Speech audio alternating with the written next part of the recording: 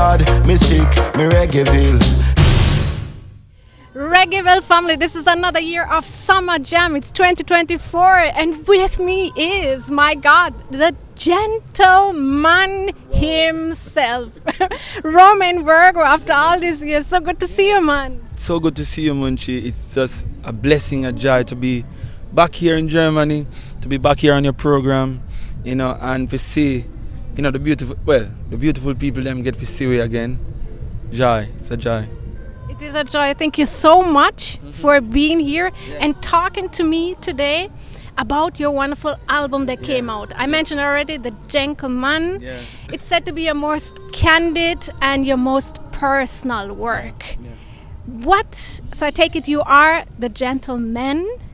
What a man is Romain Virgo beyond a gentleman, though?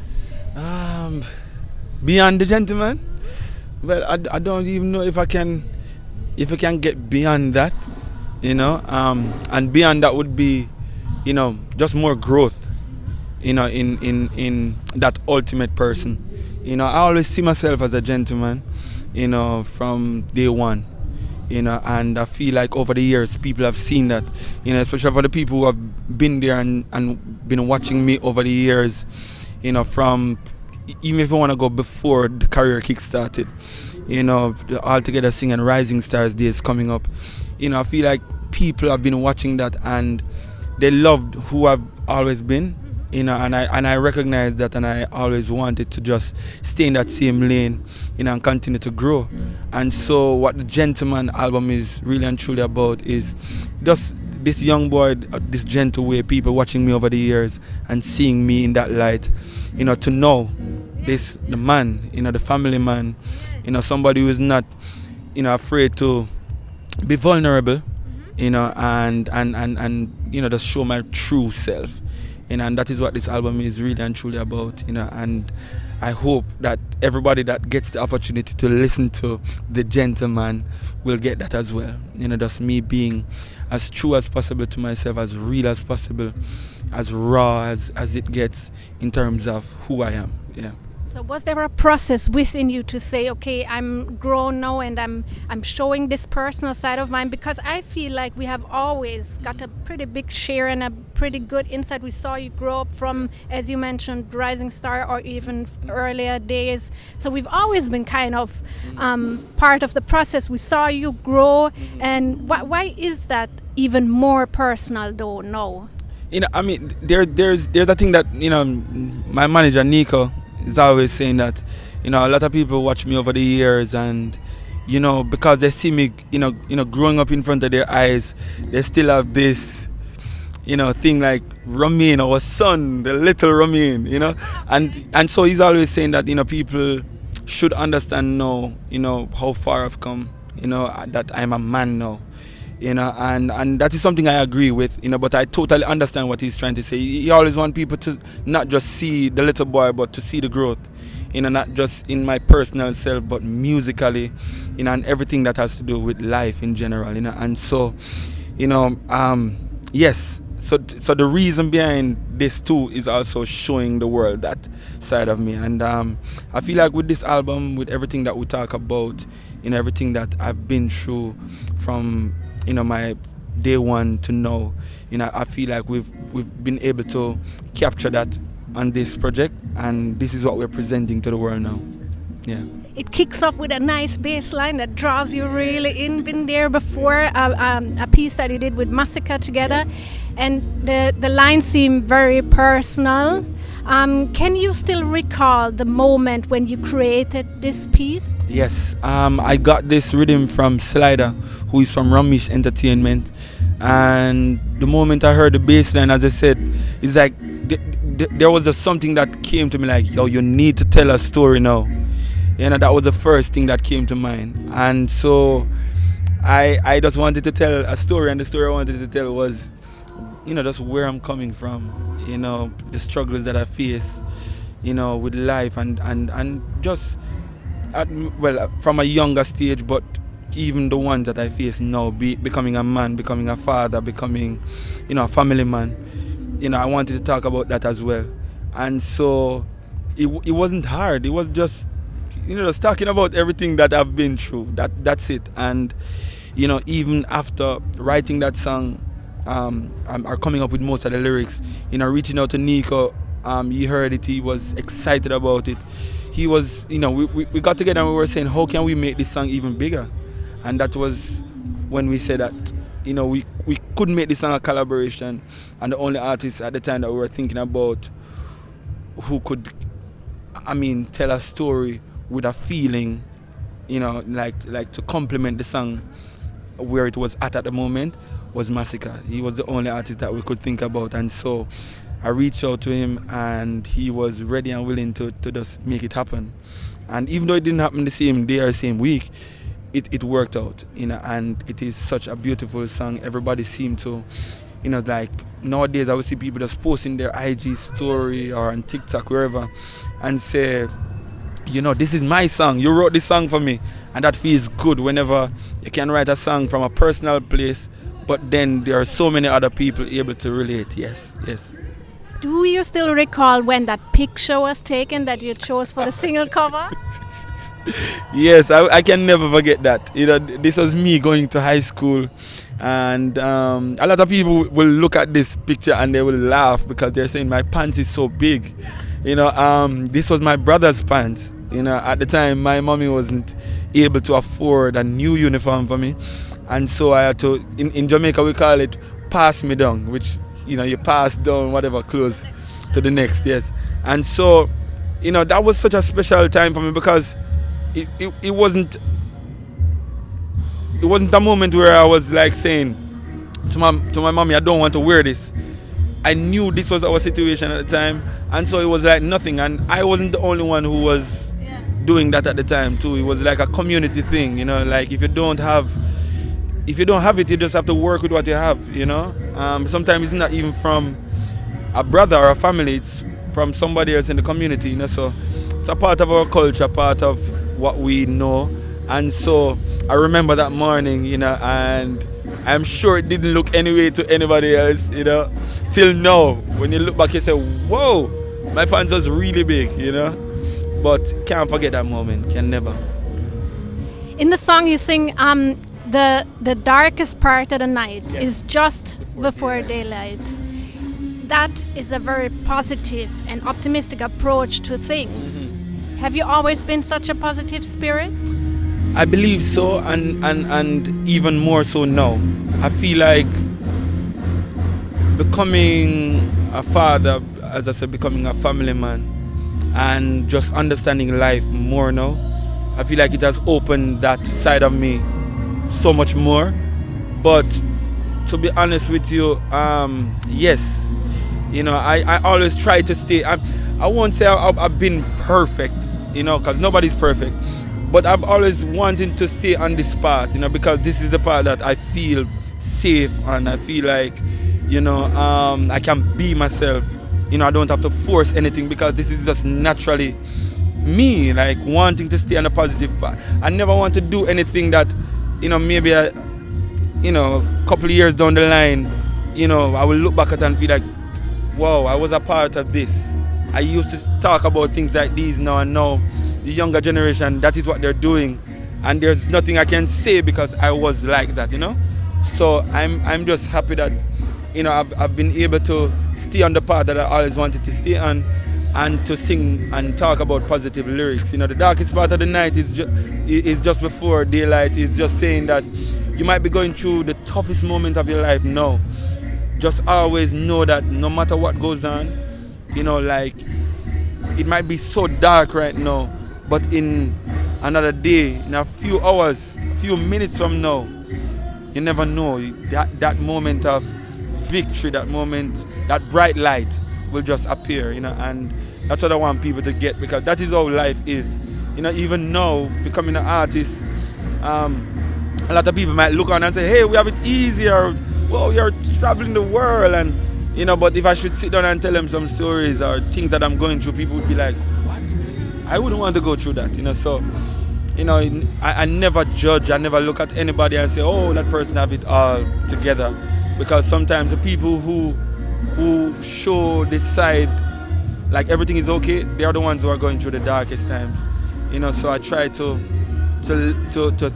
think that way too. Like, you know, there are so many people who are going through it, and you know, they will never ever say it. But if they should ever sit down and tell you what they're going through, you'd be surprised to know what's going on here. So, yeah, I just always try to look at life from a positive outlook, and feel like it's the best way to live. Yeah. Yeah, hopefully we can share that spirit, and of course we gravitate to the positivity. A very positive song is also the second one, Switch You On. Switch You On, yeah. And it says, I'm gonna be your superhero. So if you were a superhero, what would be your special power? Wow, my special power would probably be to fly. Yeah, you like that? I like the thought of it. You know, I feel like even now, like when you're in an airplane, that's the freest your mind is. Like you get to think and you get to. Really, I'm just super uncomfortable and scared. No, once the plane is not shaking, but when you're so high, like ideas, and there's so many things that come to mind. Like I'm gonna do this as soon as I land. I want to write this kind of song. I want to make this kind of music. That's how my mind works when I'm in the sky. But I'd love to fly. You know, if I had the power to, yeah, that would be. You know, yeah. I would just. Sometimes people are going through some tough times. I'll just pick them up and just lift them up and just fly and just say, look at the world. It's beautiful. Yes. Don't be so sad. Give them a different perspective. Of course. Of course, bird's eye view. So what would be the name? Superhero name? Wow, Super Virgo. Super Virgo, yeah man. Absolutely, look out for Super Virgo to lift you up. Yeah.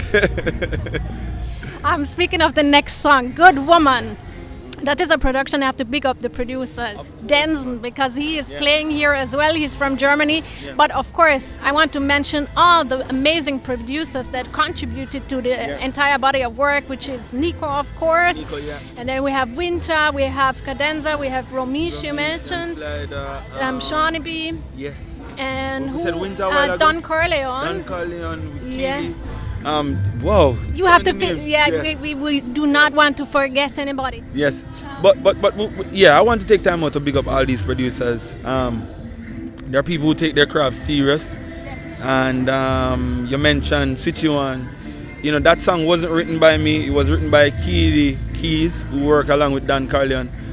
Such a beautiful song that shows a different side of me in terms of my, you know, vocals. You know what it was able to take out of me. You know, I enjoyed recording that song and just singing something from somebody else's point of view. It was amazing, and I thought that song represent me. As I say, I'm a be a hero. You know, that was such a beautiful yet powerful song. I enjoy performing that song too. And you will see when I get on stage as well. That song is one of my favorite songs from the album to perform. But you know, I got the opportunity to work with some really, really talented producers, people, as I said, who love music and love music in general. And so it's such a blessing to have a body of work with so many talented producers. You know, my hope is that, you know, one day, you know, or as I go along and perform these songs and around the world, they will get to see how special their work is, you know, by me just getting on stage and performing, you know, and people, you know, loving the production of the music, you know, and everything overall.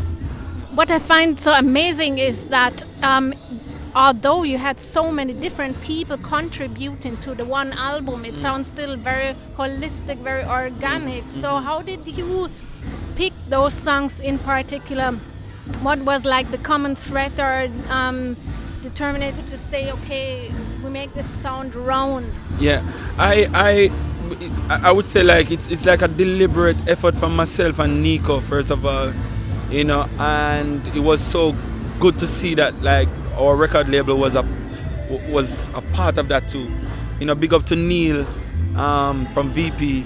He was somebody who, when, for example, like we have a song and we send it to him and say, how you feel about this?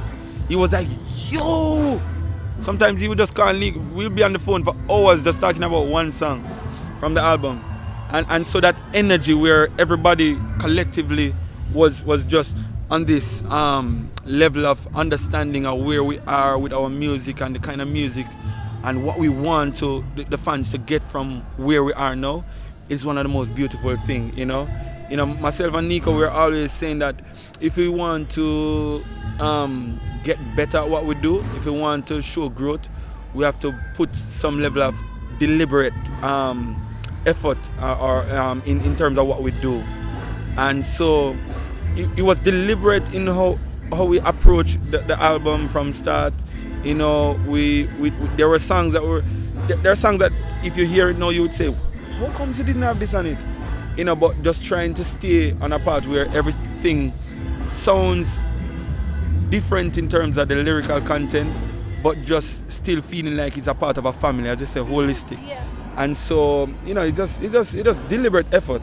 That's all I could say that helped us to really and truly get to this point and having an album that sounds like this. I mentioned Good Woman already. How hard was it to stand up in the music video for the shoot, still not moving? It was one of the hardest things, and with all that makeup and face, and it was so hard, But I mean, sometimes you want to achieve a different look, a different, view on something. You have to just do what you have to do, And I'm always blessed enough to work with directors that understand me, and I trust them too, that whatever idea they have will work out. So when I got the idea and they say, you're gonna be a mannequin, I'm like, what? I'm somebody that if I should be like this and somebody come and go, hey, I'll be laughing. Yeah, of course. So it was so hard not to laugh and say it. It was so tough, but in the end it worked out, and it's a beautiful video. It's different, and that's what we want, as I say, just to be different as we go along, just to always be growing, and different ideas and seeing them come to reality. Yeah. You have you mentioned already one feature guest. You have more. You have Jersey Royal on the project as well, and yes. Capleton. Why did you pick them from the whole huge reggae fraternity that is out there? I mean, these are people who have touched my life in a different way, and also too, I didn't want to just make music because I can get Busy signal to go on a track with me. I'm gonna say, all right, Busy, come on the album. I wanted to make sure that whatever song that we started out with, whoever we get on the track really and truly complements the song or the topic that we're talking about. And so that was the approach. Me and Jesse, we have come from a good way back. I feel like he's one of the most genuine person. Let me take artists out of it now. He's just a real individual. He's somebody who does show love no matter what. He's somebody you can sit down with right here, and he will talk and reason with you all night, and it's just pure positive vibe and good energy. And that's Jesse. He's like, I see him as like a big brother in the music business, even though we're the same age group, but just his level of what would I call it now? His level of, what the word am I look for? He's just, the word am I look for, I'm not find it right now. But he's just somebody who is on a spiritual level where, he's able to rap with everybody, and that's hard to find in this business in general. When you can find an artist somebody who's a superstar. Jesse's a superstar in my view, and he will come and sit on any corner and just reason with you. That's a superpower in itself too. To be able to do that, and it doesn't look like it bothers him. He just wants to be there, and he wants to share, so much with you within that moment. That's beautiful to me. So that's one of the reasons why when the song came about, I was like, Nico, Jesse. And he was saying, yes. We reached out to Jesse. Jesse was like, bro, what are you talking about? Let's do this. Capleton, he was the very first artist to bring me on tour with him. That was in the US. I was 2010 or 2011, way back. And that time I had like probably 3 or 4 songs that people would know.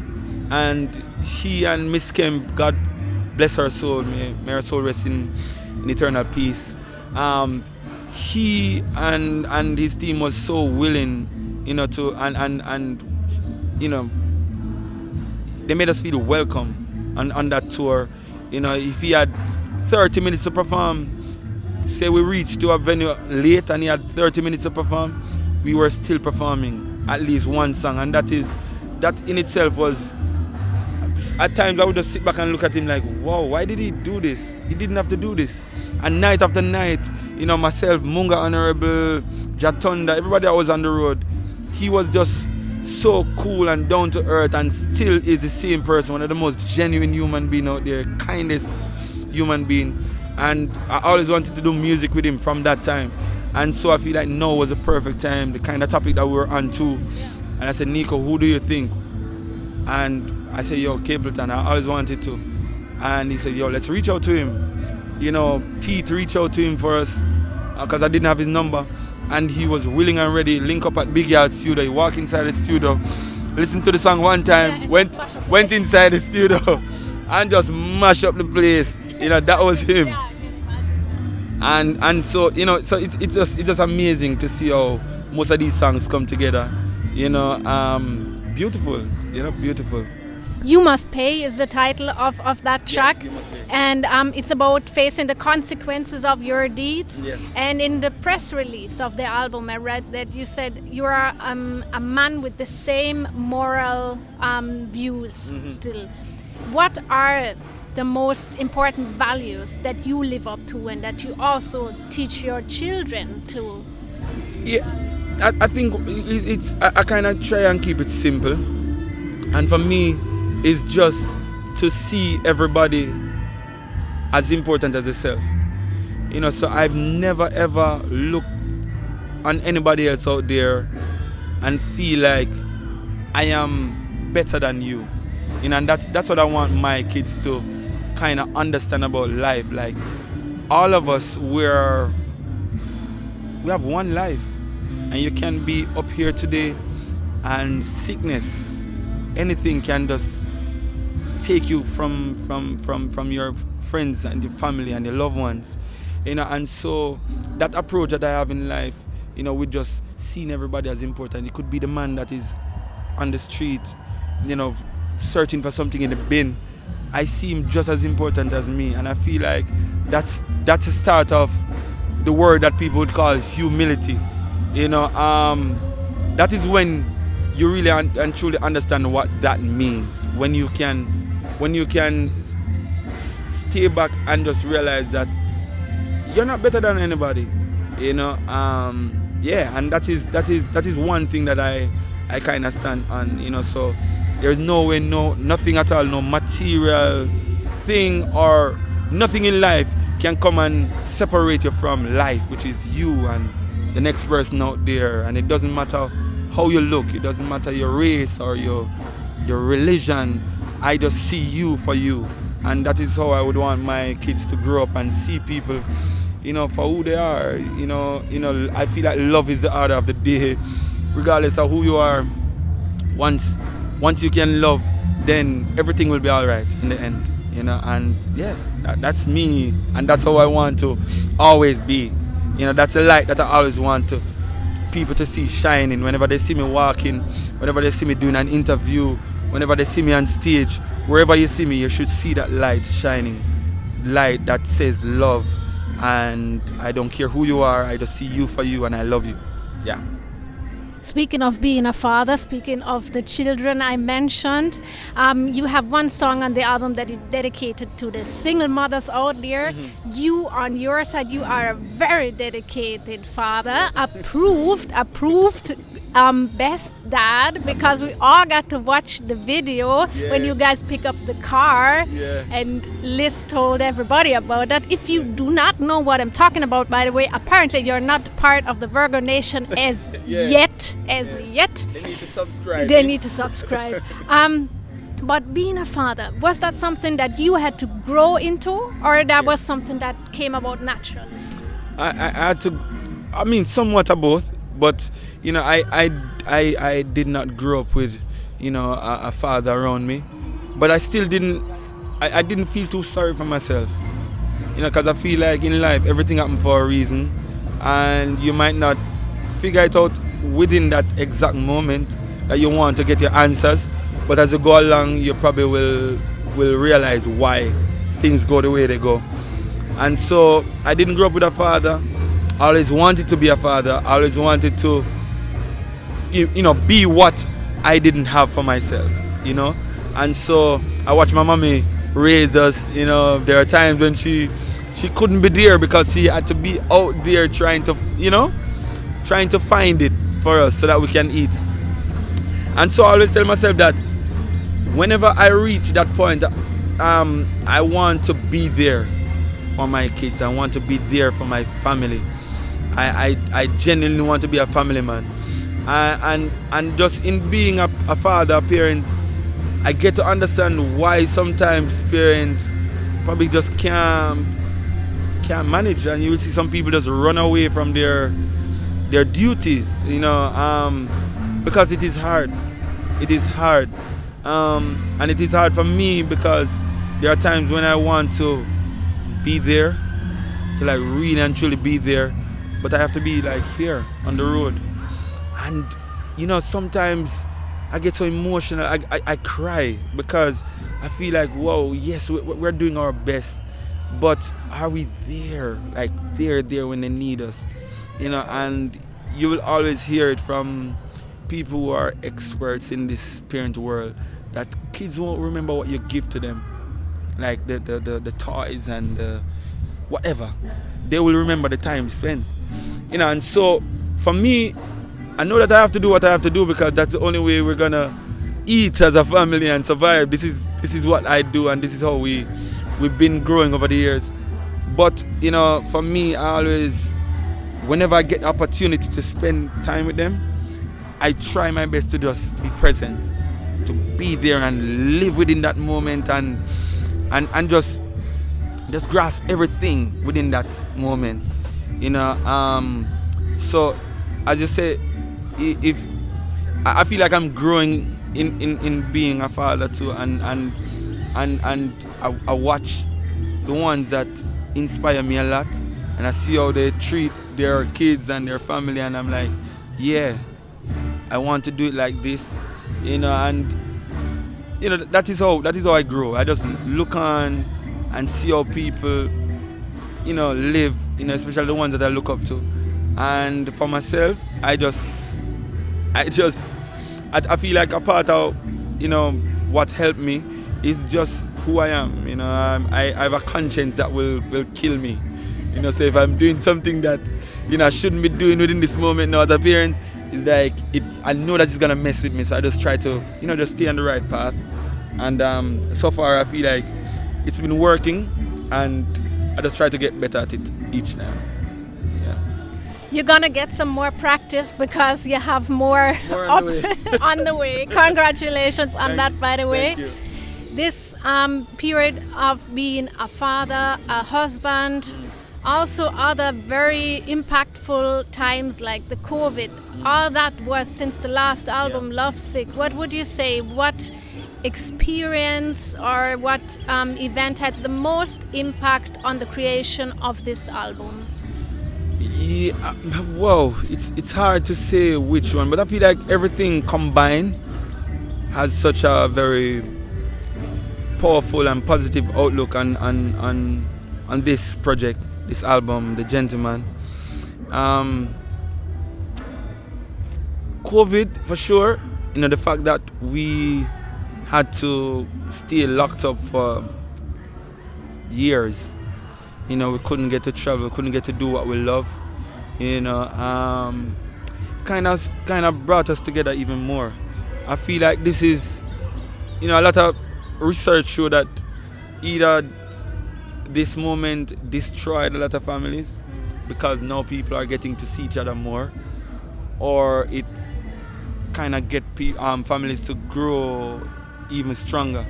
And I feel like what it did for me and my family is for us to grow stronger and more together, because I was home, you know. This was right when the kids were like, they were like January, February, March, like 2.5 months old when COVID started. And so I was there with them every single day. Every day I was like, you know, I was on this whole thing where, you know, I'd get up in the morning, I'd make sure they're changed and make sure they get feed, and I'll be watching the clock, and I'll make sure that I give them some time where I read to them. There was so much that I was doing and learning at the time. And so all of that combined together now kind of helped me in terms of how I was seeing my family, how I was seeing the world, you know. And as I said, being locked up and feeling like, yo, like we can't even do anything. We feel like we're trapped, you know, we're in, you know, chains. There was so much that helped me with in terms of writing, you know, and, you know, so whether it was about family, love, or just the system and the world in general, you know, I was able to grow in terms of that, you know. And so, you know, bittersweet, as I said, like, COVID was tough, but, you know, I guess tough times kind of help you to come up with some of the most beautiful moments to you know, to write about, to talk about. And now we have the Gentleman album, you know, the COVID, and as I said, family, everything have so much to do with what the final product is. Yeah. We have The Gentleman, the album by Romain Virgo that is out now. You can listen to that, and of course you can enjoy Romain Virgo tomorrow at SummerJam. I'm so looking forward. I'm looking forward. I'm very grateful for you spending this much time and giving me this insight on the album and sharing with me all your thoughts. So all the very best for the family, first of all, and of course for the show tomorrow and the album as well. Thank you so much, Romain. Blessed love. Me mad, me sick, me Reggaeville.